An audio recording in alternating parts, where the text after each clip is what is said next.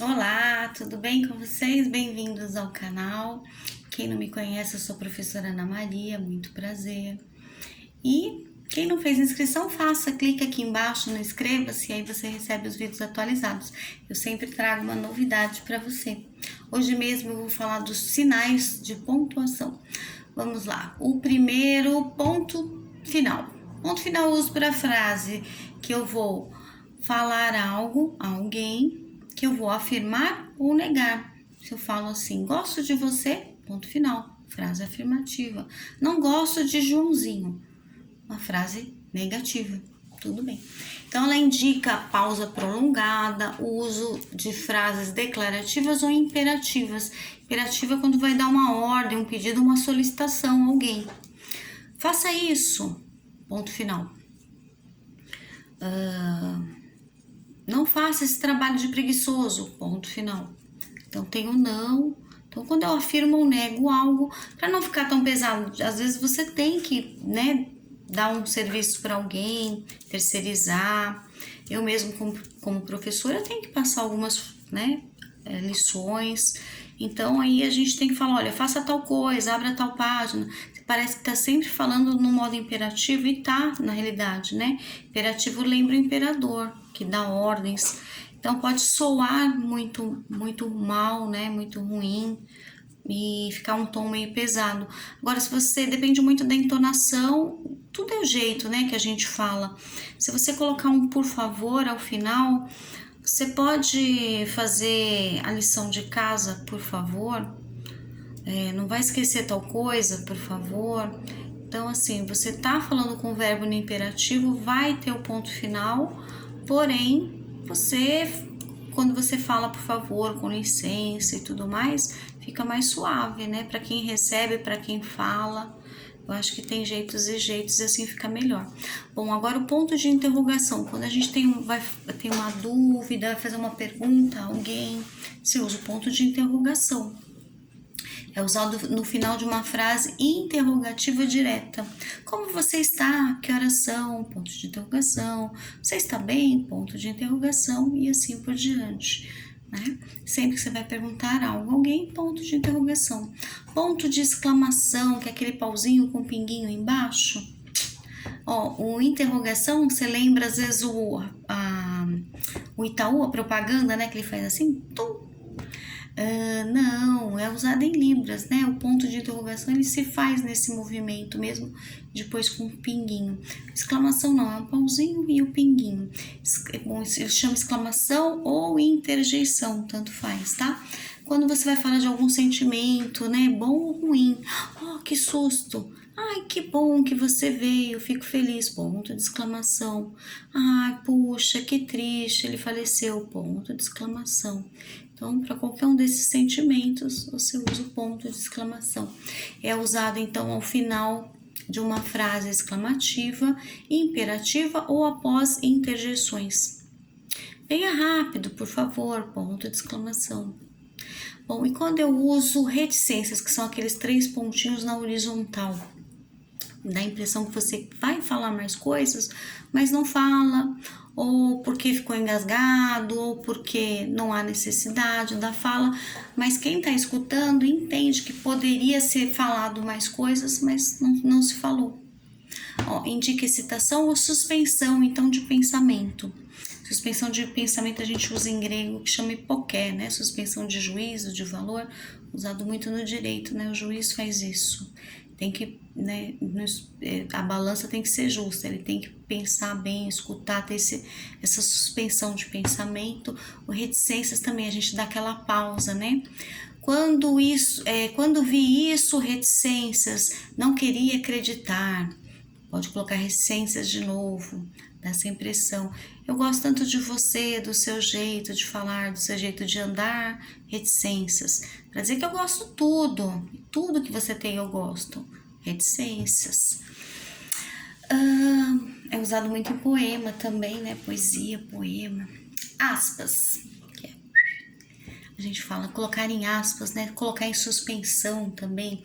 Ela é usada com palavras em gírias, neologismos, estrangeirismos, uma citação de um trecho, de um poema, de uma poesia, de um artigo, de uma oração inteira, de um texto inteiro. Pegou de algum lugar, coloca entre aspas, tá bom? Se eu falar assim, entre aspas, né? Você é um nerd, cara.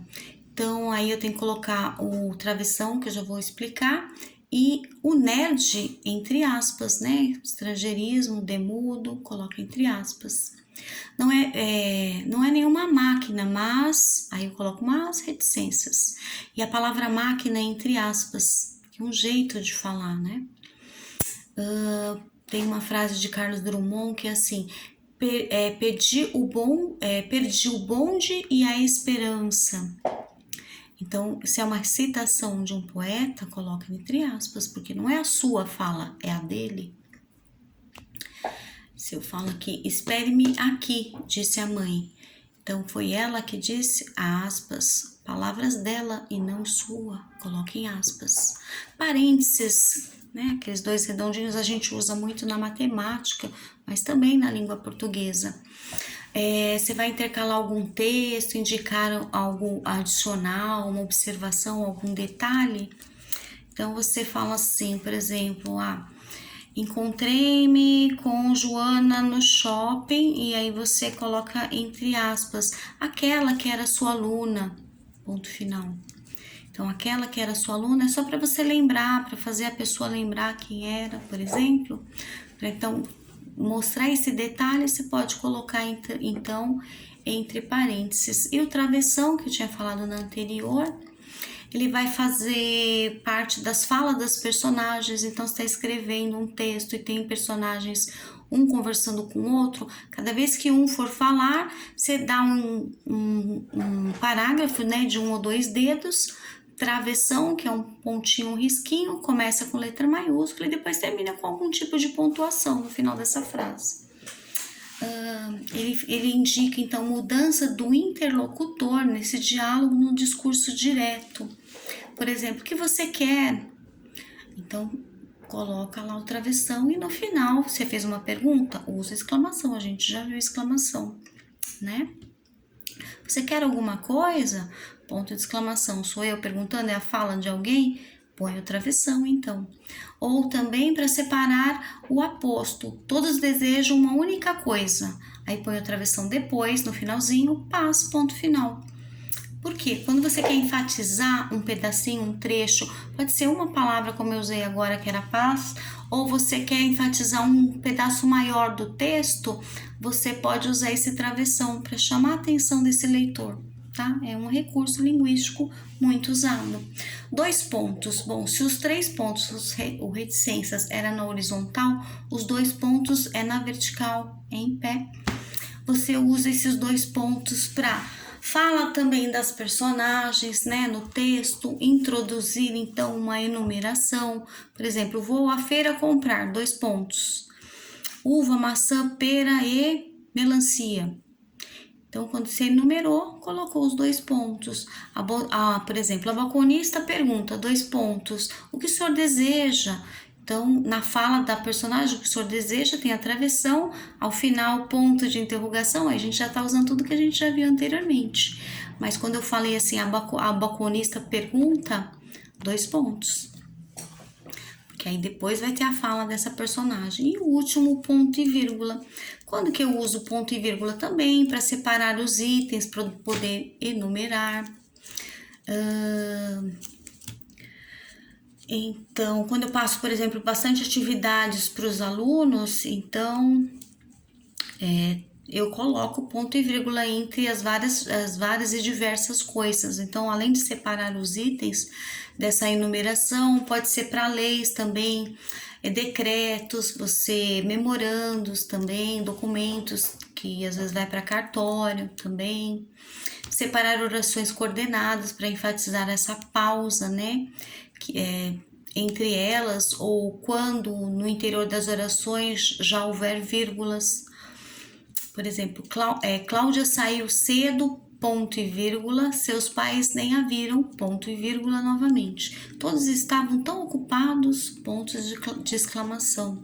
Também estou separando as orações coordenadas. E para separar os itens que eu falei, então, você pode colocar assim, por exemplo, escolha a nossa agência e terá 2 pontos. Aí você vai enumerar. Nessa enumeração que você vai colocar ao final de cada uma delas o ponto e vírgula. Então, 2 pontos. Passagem aérea com tarifa reduzida, ponto e vírgula. Falei 2 pontos, ponto e vírgula, né? Hotéis de luxo, ponto e vírgula. Visitas a locais turísticos, ponto e vírgula. E na última coisa que você for citar, aí sim você não coloca mais ponto e vírgula, e sim o ponto final, porque você acabou de falar uma frase afirmativa, ponto final. Então, a gente já aprendeu a usar todos os tipos de pontuações. Espero que vocês tenham aprendido, gostado ou relembrado algumas, ou aprendido alguma coisinha a mais. E até o próximo vídeo. Um beijo, fiquem com Deus.